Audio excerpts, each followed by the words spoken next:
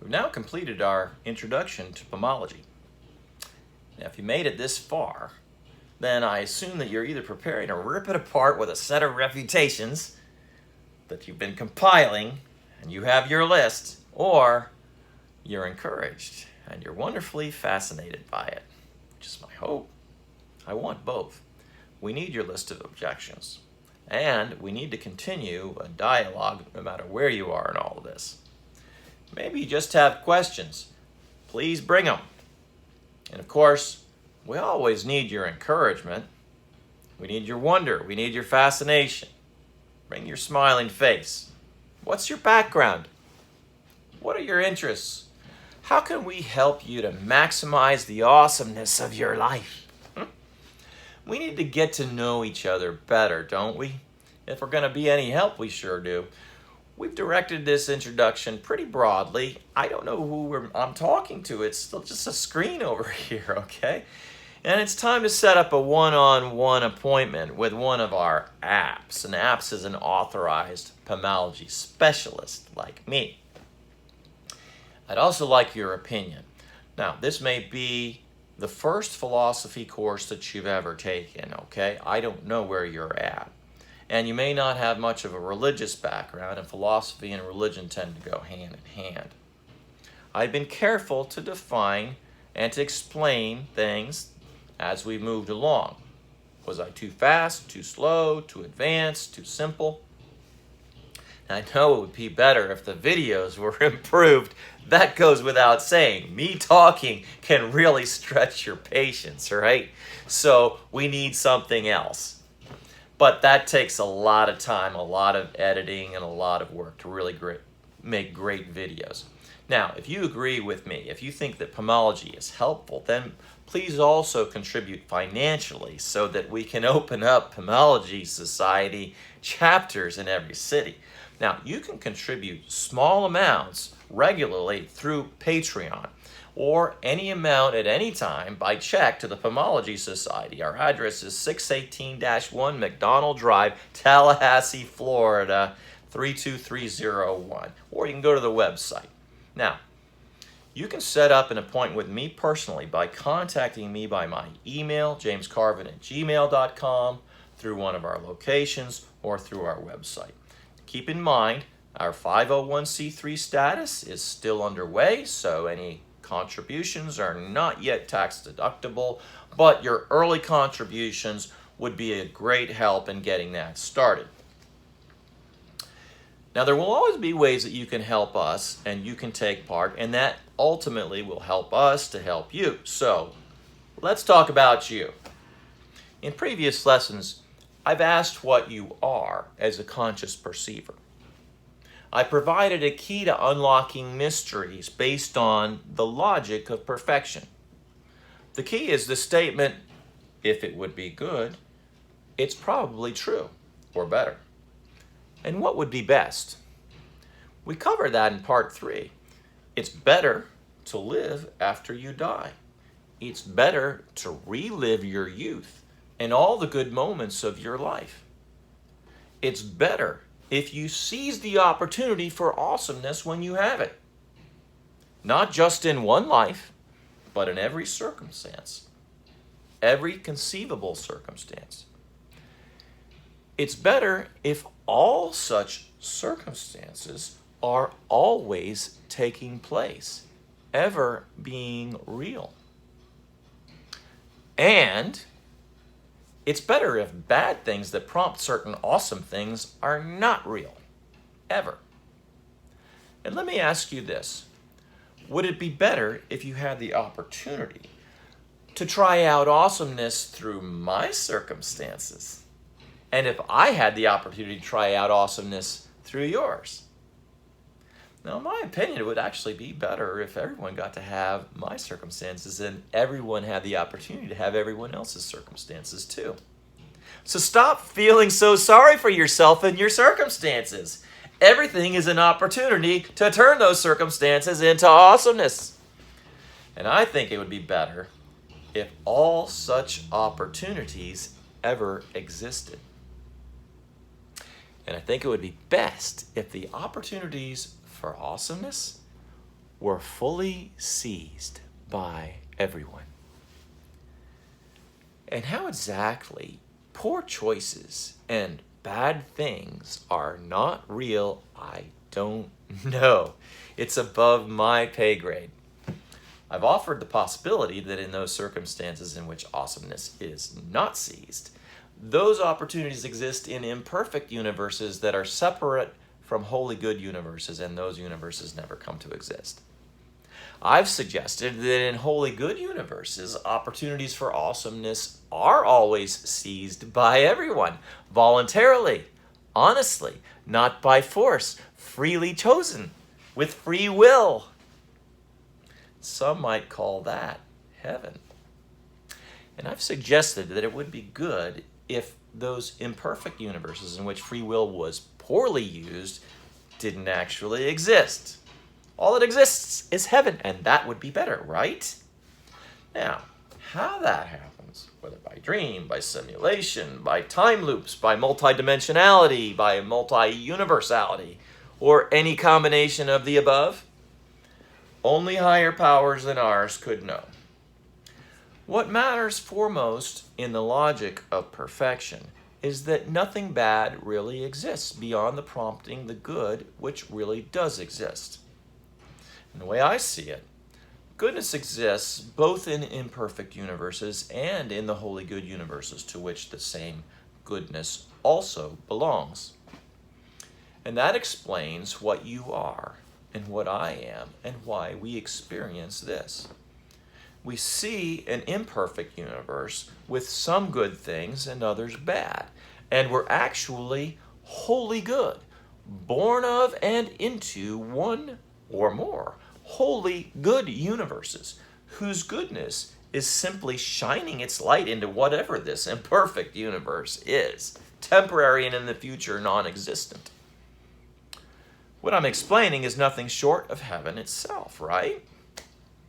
What is heaven but the totality of perfection? You are a heavenly creation, and both you and heaven are real. You are born from above, right? That's what you actually are. How it is that they don't exist, I don't know. I've offered all the possibilities that I can think of. Now, in this course, we've also talked about whether hell is real, right? And I told you that if there was anything that could prompt good through hell, that hell probably is real.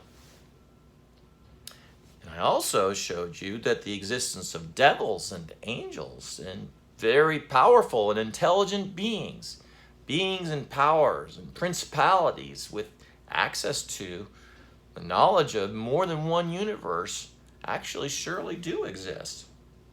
And the fallen angels and the powers, they might exist if they also serve to prompt what's good. It's just logical.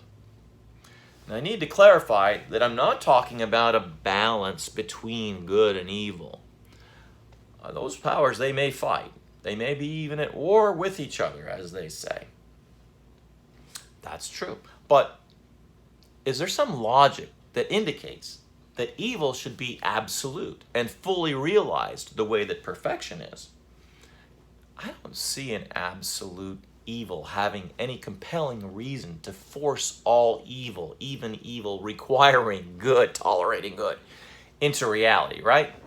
No, for one thing, perfection can't exist if that's the case. They're incompatible. So such an evil might exist as part of all possibility, but it's not obligatory and it's also incompatible. Evil doesn't possess moral obligation the way that perfection does. Perfection is obligated to realize itself and has the knowledge of the means for performing itself from pure abstraction as the first energy in all possibility, the proto-energetic reality, right? In the set of all possibility, evil may possess the knowledge of how to perform itself from abstraction. Surely that would be horrible if that was true. But it lacks the obligation to be real. And other entities also possess moral obligations too, because of obligatory possibility. You and I possess the obligation to act on awesomeness when it's possible in any circumstance, right? We're not obligated to do evil things. Evils are not a balance countering good things, as if this was the Jedi's force or the yin and yang between good and evil. It's not logical. Evils merely serve perfection as needed. That's my opinion. They don't even exist in the eternal realms of perfection. Maybe in the future universes that will never happen. Now, I promised I would touch on the difference between Eastern and Western concepts of hell in part 4. And I was referring specifically to Eastern Christianity. Most people are unaware that Christianity was Eastern before it was Western. Now, if you were to ask a rabbi about hell in the Old Testament, they would probably tell you that Sheol was a place for all of the dead, both good and bad. And they might recount to you some of the sayings of the ancient rabbis where it was thought that the wicked would have a harsher place of dwelling in Sheol than the just. And others would have said that they knew nothing about the afterlife. Judaism was for the living. No opinion. Jewish opinion varies, and it's always varied. Their scriptures also are unclear on the subject of hell and on the afterlife. When Christians interpret Jewish scriptures, they bring their own beliefs into it. And Christian opinion also has a lot more variety than many people might realize. Now again, this is not a Bible study. It's a consideration of different views of heaven as it pertains to perfection, and also of hell and stuff like that. How else could we be asking the question, what would be better? We had to address common beliefs and traditional religion. Religion is always a subject that philosophy touches on. So the answer might be both. To be realistic about it, there might be heaven and not heaven. Oh, wow, that's a possibility, but not if perfection exists. Is it possible that hell exists in the multidimensionality of one universe, serving some manner of good but not in another? Yeah. Now, Eastern Christianity sees hell very differently. It sees it as the rejection of God. It's not some sort of punishment. In the passion of the soul, a desire for evil exists that's akin to burning fire. God, being all goodness, gets refused. And the offer of goodness that he has is constant. So hell's thought to be the experience of the willful rejection of God's continually offered goodness. It's like a fire. Now, some people have supposed that the soul rejecting divine goodness is all that remains after the body dies. And that would result in a permanent state of wanting what can't be had. A burning desire remaining after death, okay? So there's nothing good in that, and it offers no satisfaction. A kind of hell. How dismal. The Eastern Christian's conception of hell doesn't presume the permanence of the soul, though, so it might not pertain to the afterlife. It retains the Jewish tradition of not knowing about the afterlife to be more practical. And with the Jews, it has mixed opinion. Some examples of the sayings of the fathers might have found assertions to the effect that the soul does continue to suffer in that insatiable state even after death. It's sometimes speculated that without a body, the soul can't improve, change, or repent and desire anything good for itself.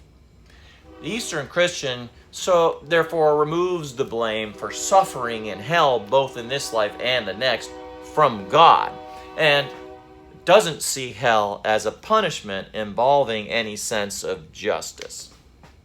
Instead, Eastern Christians see hell as the tragic, continuous choice of the one caught up in unfulfillable worldly desire, whether in this one or the next. The ascetic tradition of the Eastern Church involves a lot of fasting, prayer, and discipline. It's oriented toward preparing the character of the soul to be disposed toward things that are good, towards God himself, where the body's healthy dispassion can actually be fulfilled in the afterlife. The idea is to prepare the soul to want God's goodness alone, a pure desire for nothing but abundant awesomeness and goodness. The Eastern Christian thinks of the descent of Jesus into hell as a sharing of the human experience by God with sinners and showing them a way out as Savior. God becomes man and speaks directly to our darkest state of being, offering that way out, speaking through the cross, that justice is mercy in him. He descends from the fullness of perfection belonging to heaven as God's unchanging wholeness to a limited form of being as a single human being who shares in suffering and death. And that seemingly impossible and contradictory God-man double essence, it does something awesome by delivering sinners from evil. And the ultimate expression of that, anthropologically speaking, is the descent into hell and the blood of the cross. So that said, note that the deliverance is not from hell. It's a deliverance from evil. Salvation is not a deliverance from the threat of hell. Salvation is the fullness of awesomeness being shared even with those who in some universes would freely choose to reject opportunities for awesomeness. Salvation comes to those who would freely reject what's good. The fullness of awesomeness steps in and continues to offer itself to these same conscious perceivers. The fullness of awesomeness overlooks their failure, knowing they will freely choose and have always freely chosen universes to which they also belong. The fullness of awesomeness is perfection. Perfection is God. God shares his awesomeness with sinners. And by that awesomeness, they are not sinners. Think about it. What is salvation but deliverance? Deliverance from what? Jesus teaches them to pray not that they should be delivered from hell, but that they would be led not into temptation, and that they would be delivered from evil. He addresses their own choices and disposition. What is deliverance from temptation? Isn't it the free choice to do what's good? To seize the opportunity to do what's truly awesome by the standards of perfection. In the Western Christian's perspective, hell is something very different. You're probably more familiar with it. A price had to be paid because justice demanded it. A redemption was offered through the one perfect and necessary substitutionary sacrifice of God and man as one, as if it was owed to someone, and you need to ask who that was owed to before you can even be logical about this or wrap your head around it, so that the curse of sin might be removed from us through him having paid that price. Who did he pay? And that settles it, unless, of course, we refuse the offer, right? Then we go to hell if we refuse. If we refuse, hell. And that's usually the end of the story. That's what you're hearing in the West. Now, in the West, to be fair, it's also very complicated. There are a lot of opinions. Karl Rahner, for instance, was a Catholic theologian who didn't believe that a person had to believe in Jesus specifically to be saved. The person who doesn't reject the Holy Spirit can still be saved in what Rahner would have called anonymous Christianity. And the Catholics also believe in things like purgatory, right? So in this, the Catholics don't reject Eastern Christian tradition either. So it gets even more full when they say, hey, we accept it. They're less familiar with it, but they accept it. You might not be aware. Purgatory doesn't always involve paying for crimes so much as changing character, putting on incorruption. In Catholic tradition, saints are better prepared than the average sinner to put on incorruption. Okay, so there's that. They may go straight to heaven, as they say. You've heard that before? Now, the Protestants do reject all that. I get this. The deal is more black and white for Protestants. The work of the soul is not part of the afterlife. It happens in an instant when the body's raised from the dead. On that very day, it sleeps unconsciously with the soul and spirit until that moment. And wherever your opinion may fall in all of this, Pamalogy challenges you to ask yourself what would be best. It also offers the possibility of multiple, all-inclusive answers. And in each of them, any evil doesn't really exist. Perfection is contradictory with respect to evil. But as for justice and mercy, what would be best? Does payment for sin undoing an evil? Does it undo an evil? What would be better, to pay a price commensurate to a crime in a sort of balance, or to never have committed a crime in the first place? Issues of justice are easily handled by Pamalogy. Injustice isn't real. It's somehow negated. I've offered and compared some explanations, but knowing how it can be that injustice and evil never exist, despite what we see and know, is not something that we even need to understand. And that's how Pamalogy answers the question of what and who you and I are. It's the best possible news. In Pamalogy, there is no injustice, there is no evil. And all are one, and one are all in goodness. There is no evil, there is no hell. There's no injustice, there's no purgatory, there's only heaven. And heaven is every possible and seemingly impossible and every conceivable and inconceivable good thing freely chosen. And right now you're experiencing one of many instances of yourself, and you're being delivered from any evil that you may perceive. That evil exists really, yet it doesn't exist really. In any of this, and if any of this, if you have been confused, feel free to drop by a local chapter of the Pamalogy Society to ask questions. And if you would like personal guidance, then we can listen and perhaps help you determine where there may be opportunities for awesomeness in your current situation. What's your life's plan? Maybe you could use some direction. Opportunities for awesomeness will always be lent to us by perfection. Perfection has always exploited every permutation of good and great possibility. Bottom line. Perfection offers portions of itself for us to share. And the sharing of perfection's many ways of being awesome are to be realized and shared in every universe, even the most corrupt, the most fallen and evil, even in hell itself. It's for you to ask that the beauty of perfection might shine through you into this universe.